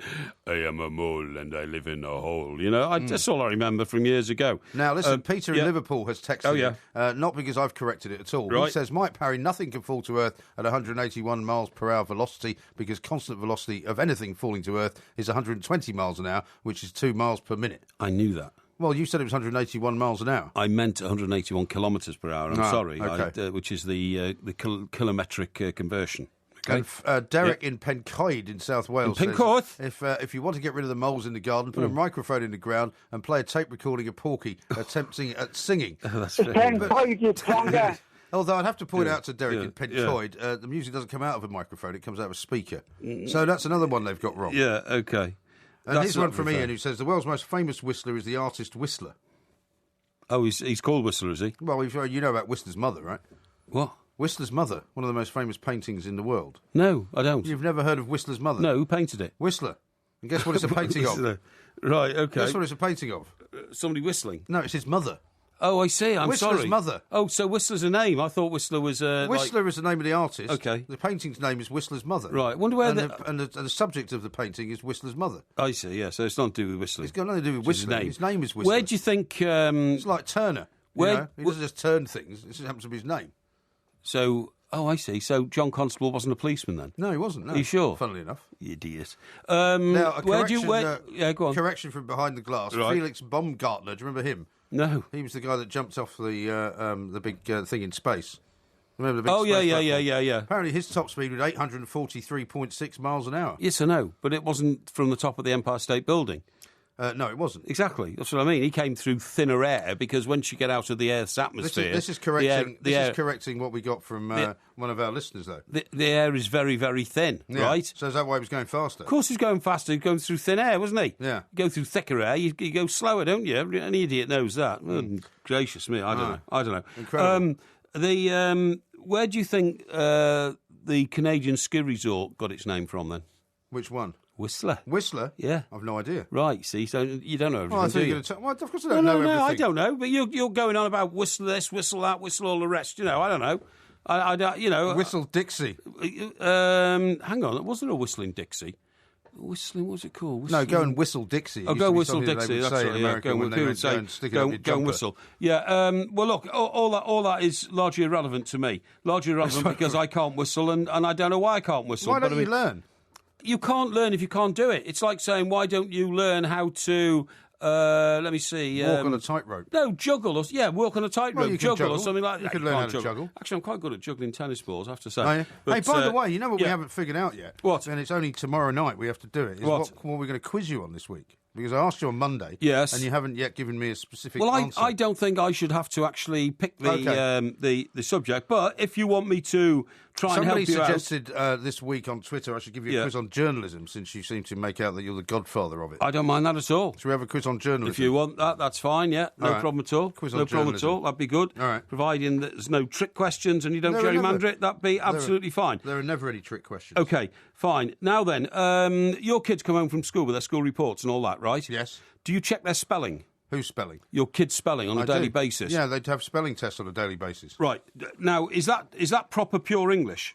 Yes. Right. They've given up. When my youngest one was learning how to spell, yes, I used to get quite irate because the school, in the primary school departments of the lower sort of classes, would actually have him spell things phonetically. Right. And worse than that, he would be asked to make up words which don't exist and learn how to spell those. Yeah. Now, to which I was like, what is the point of learning how to spell a word that doesn't exist? Yeah, but what I'm saying is, we don't spell or look at words these days, right? In the way they were spelt in Shakespeare's day. And we all regard Shakespeare in English as the finest of its kind, don't we? Because that's why Shakespeare plays are still written like they are. Because you said you didn't like Wolf Hall because it was all in Shakespeare in English. Yeah, well, I can't understand it because it's oldie-worldy, but that's different. But what I'm saying is all languages evolve. Now, I've given you a chart there of words which have alternative spellings, right? Yeah. You see it? Yeah, I see it. Would you accept if your children started spelling words like that? Read some of them out. Well, they're not spelling... I mean, for example, here's the words that kids find tricky, it says here. Yeah. Friend. Yeah. Friend is not a tricky word to spell. How do they spell it in New World? Well, they spell it the way it's supposed to be spelled, F-R-I-E-N-D. No, but they look at the alternative words there. There is no alternative word. Yes, there is. Give it to me. There isn't. It's a list here of words which are friend, Wednesday, there, separate, rhyme, rhythmic... What on earth are you talking about? What I'm talking about is a child who writes, I am slow but beautiful. Yeah. Spelt S-L-O. Yeah. Wrong. And beautiful is B-U-T-I-F-U-L. Wrong. Also wrong. Right, OK. Now, that child might be expected to be marked down. This is a report done by the education editor of the Sunday Times, right? But there's an international campaign group now saying that such spellings could soon and should soon become the norm because children should be able to spell phonetically. Yeah, but what do you think of that? I don't like phonetics. You don't like phonetics? I don't think phonetics are the way forward. I know a lot of schools, and as part of the curriculum, which was brought in quite recently, to actually teach phonetics, and they teach them phonetics before they teach them the proper words. I totally agree. You're not listening to me, are you? I am. No, I don't think they should do it, because if they teach them phonetics, then the kids think that's how you spell the word. Yeah. Now, their argument is that you actually use phonetics to make them understand the sound of words and the sound. But if you're not then showing them how to make the sound with the words, that's mad. I totally agree. And also, remember, our words have derived from other languages, like Latin and Greek and German and French. Yeah. Now, if you start changing the way they spell to make the phonetic, you don't get the derivative of the word, which is so important so they understand the whole word. So I'm actually rather pleased to say that now my youngest gets things like words that end in T-I-O-N and the shun sound. Yes. And so he gets like 10 words, say, one particular week that he has to learn. Like attention. Or creation. Action. Yeah, exactly, that kind of thing. You know, that's something you're not big into, action. There's some quite elaborate words as well. And you're always telling me I don't pay attention to what you're talking about. Right. Could you think of any others? Action. Attention and action, the only two. Attention, action, locomotion. Oh, yeah. Yeah. Locomotion. Yeah, that was a song by Little Eva. Let's do the locomotion. Can you put that into a sentence? No, I can't. Now, listen, I'll tell you something. We could give you a spelling test, actually, couldn't we? No, I don't need a spelling test. Now then, why, in that case, do we, as journalists, subscribe to the idea of heavily misspelling the whole of the English language? In what sense? Shorthand. Yeah. Right? Now, I never learned shorthand. Did you never learned shorthand? No. So you've been masquerading as a journalist all your life, and you can't write shorthand. Don't need shorthand. I can write shorthand 100 words a minute. Yeah, well, you can write anything you like. at 100 words a minute. You just make it all up. But what a skill that is! What a skill that is! Well, it is a skill. And what a I didn't fancy. What a huge skill to have. So you could sit there rambling on now. I could write it down, and my fingers would be moving across my pen and writing down symbols and all that. Your pen? Yeah, well, with my pen in my fingers, so to speak. And write down all these symbols. Yeah. And then I'd give it to you, and it'd be hieroglyphics to you. Hieroglyphics, whereas I would know exactly what's going on. Do you know what? In loads of occasions, when I've tried to be secretive about things, I often write down stuff in shorthand. Do you? And then people who are glancing over to try and find out, what I've written down, get my thoughts, can't read it because it's hieroglyphics to them, but it's shorthand to me. But what if they also know shorthand? Well, they don't, because mine's T-line shorthand. It's not Pitman's, which was the original shorthand, OK? Right. Now, let me tell you something else. Make somebody a very good secretary. Let me tell you something else as well. Why don't you take down what I'm saying and see if you can repeat it back to me after the Porky Vision? Oh, it's easy. You can just make notes about what I'm saying. Easy. I tell you what, if you want to here, if you want to now read yourself me... a bit of paper. Yeah, I've got a bit of paper here. Read me a sentence, say something for 20 seconds, I'll write it all down, and I'll read it back to you word for word, OK? Yeah. Right, go on. One of the things that I found fascinating about not being able to do shorthand was actually that when I would go to a court case as a young reporter, I was terrified that once I had actually taken my own notes, somebody would ring me from the news desk and say, what we want is to actually replace you as the reporter in the court. What we want you to do is to give your shorthand notes to the guy who's coming in so that he can send the story off to the news desk once the story is complete. Yeah, and... Yeah. So you'll be able to read all that back to me, will you? Yeah, I will indeed, yeah. OK, great. Yeah. I'll look forward to that. Now, what I was going to say to you was, there was another reason for shorthand. I passed my shorthand test because I seduced the girl in my journalist class who was the best at shorthand. I think you've told us this story I have told you the story. Well, why don't you just read back to me now what you've just written down? Well, no. No, do okay. it. No, let's do it. No, I've already heard that story. And I'll tell you the rest. Read it back to there's me more now. to it. There was another guy there. He went on to work for the... I want to hear what you're going to read back to me. He went on to work for the News of the World. He passed his by seducing the shorthand teacher. How about that? Yeah, well, he was obviously a stage up from you in the sleaze brigade, wasn't he? Her name was Jill, and he ended up having to marry her. Really? How about that? What do you mean having to marry her? Yeah, I do. Why? You see, I was that in... wasn't the question. Why did he end up having to marry her? She was in the family way. Right? Does that answer it? Yeah. Couldn't you guess that from the, the man of the world type thing? No, that I wanted to know specifically. No, I was in the. the time. Hang on a sec. I was in the school leavers group. He was in the graduates group, so he was 3 years older, right? And she was only a year older than him. Uh-huh. So to get past his shorthand test, just to get into journalism, he had to commit the whole of his life to passing the shorthand test by marrying the shorthand teacher. How about that? Yeah. How about that? Have you got a shorthand version of that story? Because the time is running out. Well, I've got your stuff All right, here. well, I'll when read we come back, I want you to okay, read that to me because I want to find out how good you are. I can't read at it to you next shorthand. because I'm doing Porky Vision. Well, we can do that next if you wish. Porky will next do his shorthand test coming up, and then it's Porky Vision. We'll find out what he makes of that movie as well. That's very much of your era, that, isn't it? Were they all secretaries then, the They 95ers? were, yeah. And they wreaked horrible revenge on their boss, who was horrible to them. Oh, OK. Right. I never saw the film. Did you not? No, I like the record. I never saw the film. It is good. But that's obviously a reference to shorthand. So before we get into Porky Vision, the producers are asking if you can recite what you wrote down and see whether it bears any resemblance to what I actually said. OK. Because you say you took 100 words a minute in T-line shorthand. Yes, that's right. Go. Right. One of the things, right? Yeah. Yeah? You agree it started like that? Yeah, I think so. Ah, you see, you don't know. One of the things that I found... Yeah. Yeah. Go early. on. One of the things that I found out early on about what I should and shouldn't have done was when somebody rang me from the office in the courtroom and told me that there was a complaint and a problem. OK? That's not bad. Thank you. It's not bad. However, if you were asked to take a complete and utter note, for example, in a courtroom, you missed out quite a few salient facts. Let's have a listen to what I actually said. One of the things that I found fascinating about not being able to do shorthand was actually that when I would go to a court case as a young reporter, I was terrified that once I had actually taken my own notes, somebody would ring me from the news desk and say, what we want is to actually replace you as the reporter in the court. What we want you to do is to give your shorthand notes to the guy who's coming in so that he can send the story off to the news desk once the story is complete.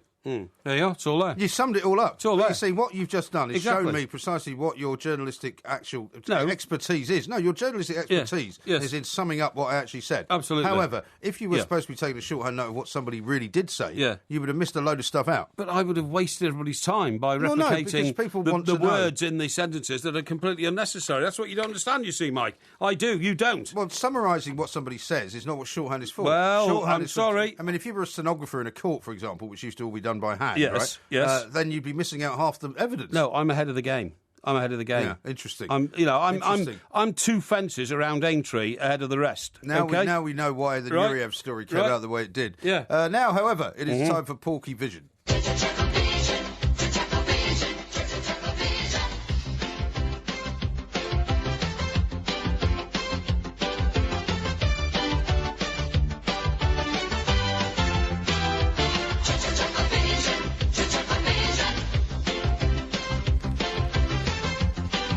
So, here we are. at that point of the week where Mr. Parry will unveil all the TV shows that he's been watching, some of the big-name ones, some of the smaller-known ones, and some little gems, perhaps, of the past. Yes, that indeed. you've been looking at. Indeed. So, what would you care to start with? Wolf Hall's getting better, right? Is it? Okay. Second episode tonight, so have a look at that. I'll tell people what happened if you want me to. Can you not do it without giving it away? So, it's getting a bit more understandable. Yeah. But one of the reasons for that is because I did a lot of research into, the history of the whole thing. So now you know who the characters are. Exactly. And it's Has becoming... King Henry VIII made any bigger appearance yet? He's made a bigger appearance in the second episode, okay? Broadchurch is now, after the fourth one. Yeah. I think it's brilliant. I love Broadchurch. Pauline Quirk came back into it, right? Oh, did she? Yeah. Who is Pauline Quirk? Yeah, she's the mother of the guy who was supposedly originally accused because his dad was a mass murderer. Pauline Quirk in this one, right? And I'm sorry, I'm going to have to say this because it's a salient fact. And there's a Porky Siren coming up. I know. But if people have not yet watched it from, I haven't watched number 4 yet. What night was it on? It was on Sunday night. Monday night. That's right. Well, it's hard luck. But she goes into the court because there's a court case going on to find the murderer of Danny. Yeah. And she accuses her own son. Yeah. She accuses her own son. Yeah. Well, because that's what happened in the first series. She was worried that her son had inherited the genes of his father, who had actually murdered, lots and lots of kids. That's right. But the thing is, she's now gone into court and said it. Right. And she did the dramatic one about, do you see... Because she gave the evidence about a man arriving on the beach in a boat and carrying a body off the boat onto the beach and leaving it there. That's right, because she actually found the body. Yes, that's right. And the dramatic moment when... And do you see that man in the court? She says, yes, I do. So everybody freezes. Lucky you're not taking shorthand notes of this. Exactly. And the camera pans to the dock, where the guy who's accused of the murder is sitting as he's known, behind the glass. And then she says, and she points over, that's him over there. And she points to her own son and says it was him. He's the gormless-looking guy, with no hair. The guy looks a bit like, the painting, The Scream. Was he not? By whom? Munchen. Edvard Munch. Munch, that's right, Edvard Munch. And he looks like him. So is he not the guy that was working with the father of the dead boy? Yes, that's right, absolutely, at the time. Yeah. And so that's fascinating. But it's so still... you don't go along with this criticism of No, it? I don't. It's become too far-fetched? I don't, but it honestly does look as though they're nailing on bits of the plot as they go along. Yeah. Because these it's certainly not as good as the first series. No, these other two who are involved in a completely separate plot. Old the D.I. Tennant, that's the former Doctor Who guy. Yeah. What's his name? Yeah, Tennant. David Tennant. David Tennant. So he plays the DI in the show, yes, right? Yeah, he does. Can't remember his name. DI something. Right. And he's now got this woman he was keeping in protective custody, but now she was supposed to be protected from her husband. Her husband's now got his claws so much into her, he's taken her away, and they've had sex together in a hotel bedroom. Yeah, they have. Don't tell us that. They have. God's sake. So all that's going on. Right. Bit of an old rumpy pumpy, Well, there was a bit of that last week, wasn't there? There was a bit of that last week. There's a bit more of it this week, around Broadchurch and all that kind of stuff. I found it a bit distasteful last week. I found it a bit distasteful. The old standing in a chip shop with two drunken women and two drunken blokes, and they all end up back at her place. Yeah, I thought that. Do you know? I didn't like that. I don't know why we haven't had a flashback to her saying, I hate myself and all that. So because you love me. She had, she had random sex with a man she picked up in a nightclub and gave her a bag of greasy chips as a. And she didn't look like she was enjoying it either. As a sort of foreplay. Come on, a sort of foreplay to full sex. Full sex? Yeah, despite the... Who says that? Well, it was full sex, because he was sort of grinding away. Well, he was... Nobody says that. Yeah, well, I'm talking about... Unless you're talking about one of those blackboards in Amsterdam. That's right, the full sex? Yeah, the full sex. Because he was grinding away. Sex. As she kept saying, she quietly say, tell me what she's talking about.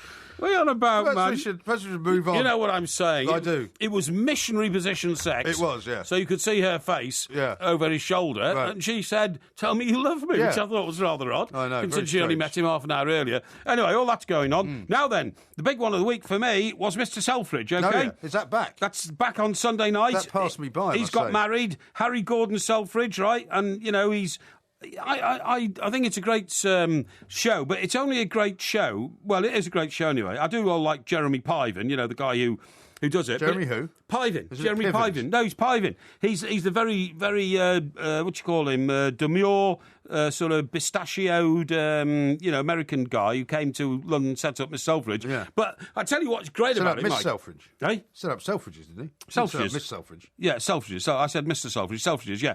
But what is great, Mike, is you should read the history of Mr. Selfridge first, because then you can really appreciate the TV show. Because what happened in the end of the Mr. Selfridge's life is he was an inveterate gambler and womaniser, and he lost his fortune through those vices. And he had to sell the place, right? He had to sell the place, and years later he was reduced literally to living in one bedroom in a place down the end of Oxford Street near the where would that be? Like down near Marble Arch. Marble Arch, down near Marble Arch. He had a little place in top of Edgware Road.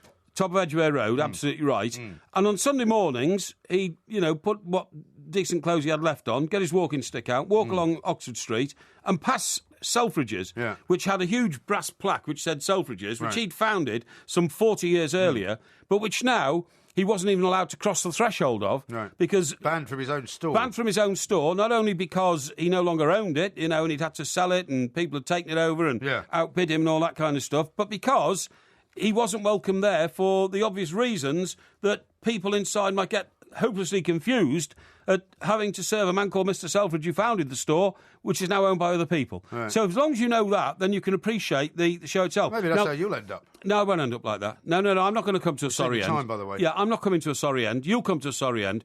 I will look after myself. Now, the other show I want to tell you about is George and Mildred, which is brilliant. No, it is. I love George and Mildred. That? Oh, maybe 40 years old? Yeah, maybe. Yeah, and George and Mildred, Eutha Joyce plays Mildred. Yeah.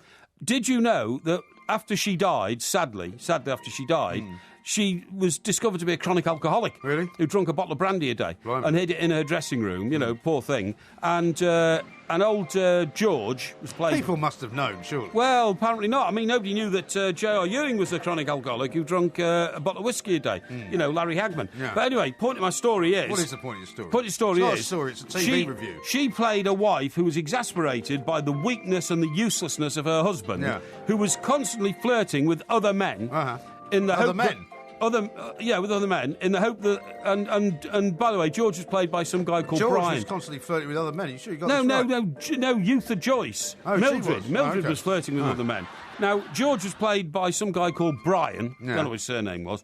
And he played the useless, half-baked husband who was always out of work and all that. Yeah. She was going around flirting with anybody in trousers to see if she could get herself a bit of nookie on the side, right? And it just made me wonder... Sex. Yeah, full sex, yeah, she's going full sex. And it just made me wonder whether your first wife might have been in a similar situation. She was very unhappy with you. I wonder if your first wife ever went round flirting, looking for, a bit of nookie on the side. No. How do you know? I was her dream man. How do you know? I was her dream man. You were her dream man. You became her nightmare. No, I was her dream man. But anyway, man. George and Mildred was classic, and it came out of that other show, Man About the House. It did indeed. They were the neighbours, I loved the girl in that. Sally Thompson. Remember Sally Thompson? Yeah. With the rather protruding teeth, blonde hair. Beautiful. I mean, I loved her. Yeah. Lovely. Oh, lovely. Well, I'll let her know next time I see her. Yeah, okay. That was Porky Vision, and we'll have another one same time next week, of course. Lots more to come. A podcast coming out soon. We're under pacemakers, right? Yeah. Because you would know that from your antecedents. But I was under the impression that you have a story to tell us about the Gosport Ferry, which I've been on. Yeah. Because that was when I discovered when I came down to stay at your place that I wasn't actually staying there. Exactly. For those who may not remember that story, the only reason I discovered it was because when I left the plush penthouse apartment, which also isn't quite a penthouse, we went downstairs, walked to the ferry, and you said one return and one single to the guy. I'm afraid so. And I said, why are you only getting one return? And you went, because you're not coming back. Exactly. Yeah. And that was how you broke it to me. Yeah, but I did rather generously put you up in a hotel and pay the bill, didn't I? Well, you did, yeah. Yeah, exactly. But then we walked around for about 20 minutes trying to find a hotel. Yeah, but we went and had dinner as well in the Still and West. We did. That was very good. I'll tell you a funny story. That was where we found a Robin Schönhofer lookalike. Do you remember? Robin Schönhofer lookalike, indeed. I'll tell you a funny story about that in a minute as well. But anyway, the Gosport Ferry, right? Yeah. And this presumably you use that quite a lot. I use it all the time because I go across from one side to the other, obviously. And you can't do it any other way unless you want to go water skiing or something. Right. Well, otherwise it's a long way round as well, isn't it? Oh, hell of a long way round. You have to go up to the end of the peninsula onto the M27 and then go It's a bit like me when I go to Canary Wharf. Yeah, exactly. I could take the boat there, or I could drive all the way around underneath the Rotherhithe Tunnel. It takes forever. Through the Limehouse Link. Now, what I was going to say is this. So I'm waiting in the queue. There was a bloke in front of me. Yeah. He didn't look that old to me. And he said, he was on his own, and he said, excuse me, he said, I see that you have special rates here for seniors. Yeah. Because we're not allowed to call pensioners anymore. You know that, don't you? Old-age pensioners, Old age pensioners are not old-age pensioners anymore. Really? No. Because I see signs sometimes when I'm out and about where OAP special for lunch or something like that. They've all got to be... Really? Yeah, they're going to introduce legislation soon, so you can't. It's seniors now. Right. Okay, I mean, for instance, you go for a Like rail in America. card. Yeah, you go for a rail card now. You go to seniors rail card or something like that. Yeah. You know, OAP concessions is becoming as bad as as some of the more legitimate words that are not used in society. Right. But just to say it's offensive now to call somebody a pensioner if they are a pensioner. What do they do about the Chelsea pensioners then? Well, that's different because they are a breed of people for whom we have huge respect based on... They're not really a breed of people, are they? Well, they are, aren't they? Because they've been around for like 3 centuries, Anyway... Well, you make them sound like different beings. Yeah, they are. They're like, just older people. Well, they're kind of war heroes and all that sort of stuff, yeah. you know what I mean? Like beef eaters and all that sort of stuff. How is it all right to call them pensioners, though? Well, because I suppose it's a generic name, isn't it, the Chelsea pensioners? A bit like, like Sheffield Wednesday. They don't play on a Wednesday anymore, but that's why they're called Sheffield Wednesday. Sheffield Wednesday. Yeah, because you used to get half a day off on Wednesday. By the way, listen to this, right? From the metal talking factory. about Whistler Mountain earlier. Yeah. Whistler Mountain was originally called London Mountain. Oh, yeah. But when the town resort municipality of Whistler was created, the mountain was renamed as Whistler Mountain. Yeah. So literally there's no reason for it being called Whistler, other than the fact that it was a kind of PR exercise. And it's near a place called Whistler. Well, no, the whole municipality of Whistler was created in Canada. Oh, I see.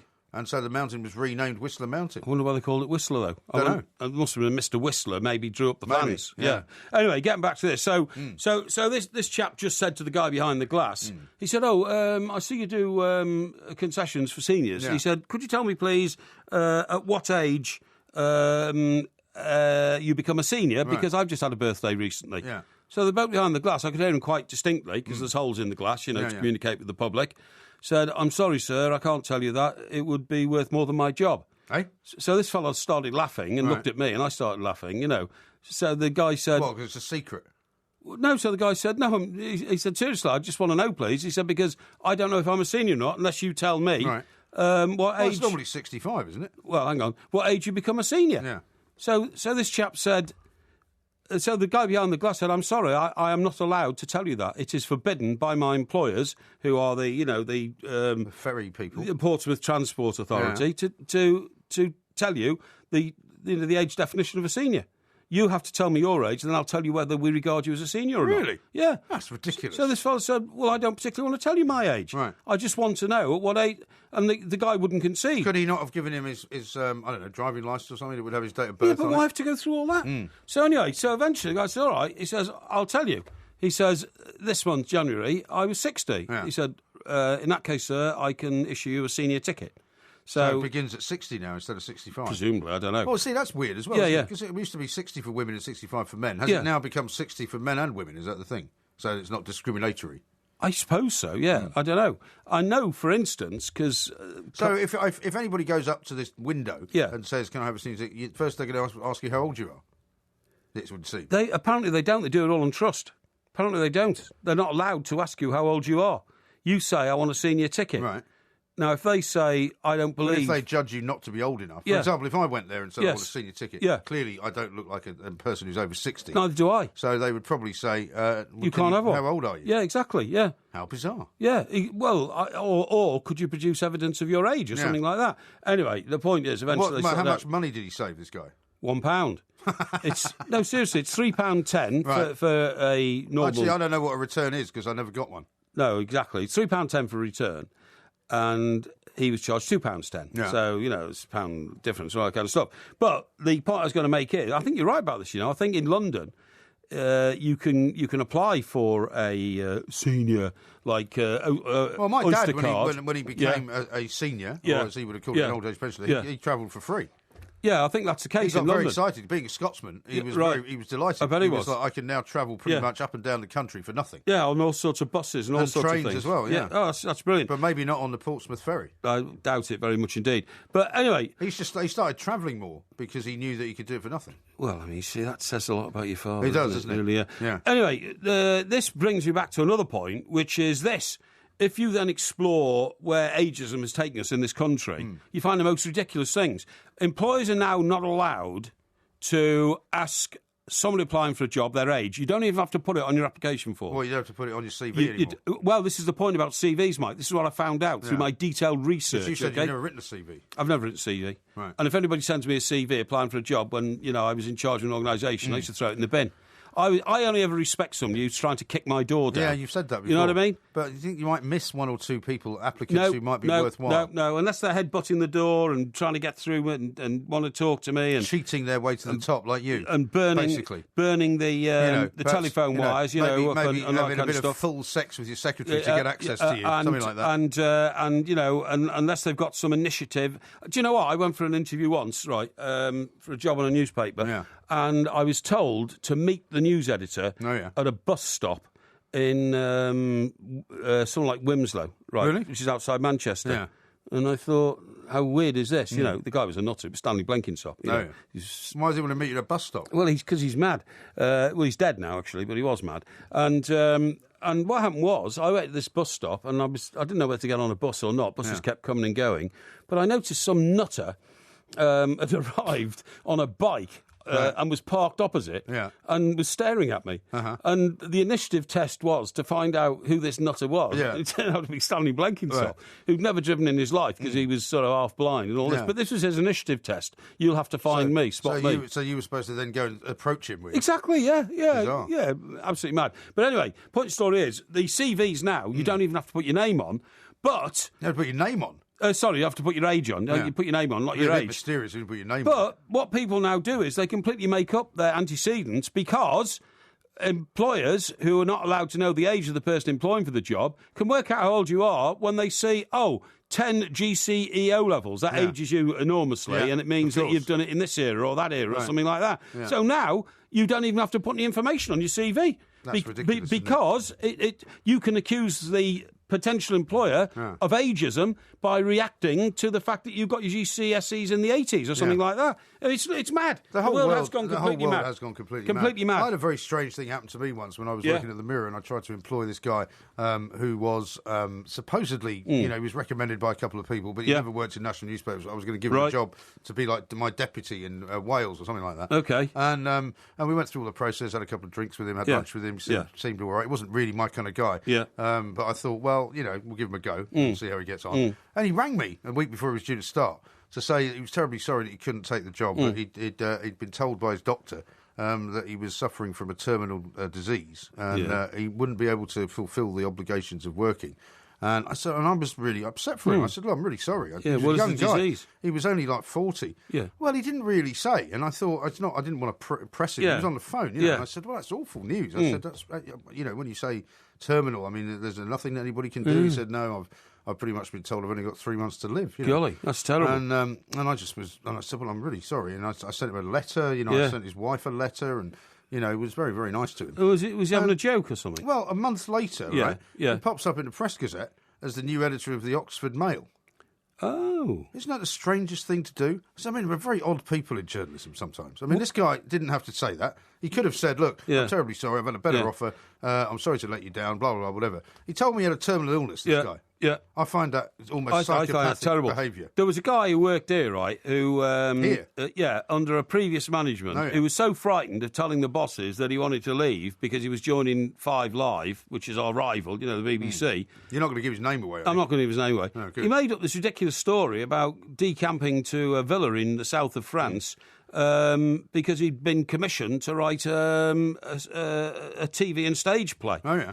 And we were also taken in. We had a leaving do, had a collection. We bought him a massively expensive silver pen to do the writing. You know what I mean? And thought, he's become a scribe now and all that kind of good luck and all that. Yeah. 3 days later, as you quite rightly say, in Broadcasting Magazine or something, he was going to 5 Live as a deputy something or other, or whatever, some non-job, because he never really... Nearly gave it away then. I did, yeah. And shocking. No, but I mean, people do make up the most ridiculous excuses for not doing something instead of just being straight with you. Yeah, that's all I've ever asked. When I went to another job, I was given the drinking test because it was still like that in Fleet Street in those days. So you turn up in Fleet Street, and some macho news editor comes down, starts to break all your fingers with his handshake, you know, macho he is and all that. And then, right, lad, you know, come on, let's see what you're made of, sort of thing. You know, wouldn't say that, but drinking all afternoon. that was the attitude. You know, so cross the road, you know, in the pub, right, you know, and buying your pint after pint and whiskey chasers, you know, to test your mettle, you know, see if you're still standing. Yeah. And honestly, I'm not joking. I somehow passed the test. I don't know how I passed the test. Well, that was because of your enormous years of practice, obviously. Well, it was. Yeah, I think it was years of practice. But the previous guy who'd gone down for another job, he went down there and he got, he was old Billy Big whatever, you know what I mean? Billy Big Boots. And he started buying rounds in the pub for everybody and all that. You know. So I went back to the office, you know. They gave him the job and he went into the newsroom and I said, I'm your new colleague. And then he blitzed forward and he vomited all over a very expensive typewriter, which is what we had in those days. There were no computers and all that. No. And he literally carried out of the building, never to be seen again. Because although he'd passed You've seen the time, by the way. Yeah, he passed the interview, he'd passed the test across the road, he'd passed everything and got the job. He then blew up and failed. Passed out. Right, too. Yeah. Mike Porky Parry will be back tomorrow night, of course, when it will be the Porky Quiz. Maybe we'll give him a quiz on journalism. There'll be lots more to come on this show. There will be a podcast coming out a little bit later on. We'll finish with this text from Mark in Southend. Mike, no wonder Parry's good at shorthand. It must be the short arms he has. Very good indeed. Look at the light! Don't forget to follow the Two Mics at the Two Mics on Twitter and on YouTube. Just look for Two Mics TV. Oh, he's called Whistler, is he? Well, you know about Whistler's mother, right? What? Whistler's Mother, one of the most famous paintings in the world. No, I don't. You've never heard of Whistler's Mother? No, who painted it? Whistler. Right, okay. That's what it's a painting of. Somebody whistling.